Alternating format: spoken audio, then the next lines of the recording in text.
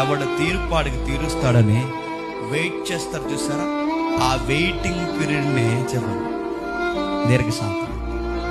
ప్రభు అయిన యేసుక్రీస్తు వారు నీకు నాకు నేర్పిస్తున్నది అదే. వెయిట్ చేయండి. కొన్నిటికి రిప్లై ఇవ్వకండి, కొన్నిటికి సమాధానం చెప్పకండి, కొన్ని వ్యక్తులకి మీరు సమాధానం చెప్పి మీరు డౌన్ అయిపోకండి, వాళ్ళకి ఏమి రిప్లై ఇవ్వకండి, మీ ఆత్మీయ స్థితిని అలానే ఉంచండి. మీరు ఏం చేస్తారంటే వెయిట్ చేయండి. మిమ్మల్ని మాట అన్నవారు నోటే ఒకరోజు ఏ మాట వస్తుందో వెయిట్ చేయండి.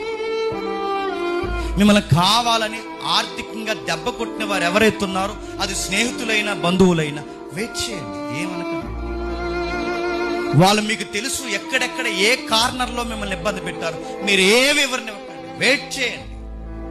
వెయిట్ చేస్తే ఏవద్దు, మళ్ళీ చెప్తున్నాను, ఏడుస్తూ ఒక రోజు బెక్క మొక్కలు పెట్టుకొని మన దగ్గరకు వస్తాం. వెయిట్ చేయండి. అప్పటి వరకు మనం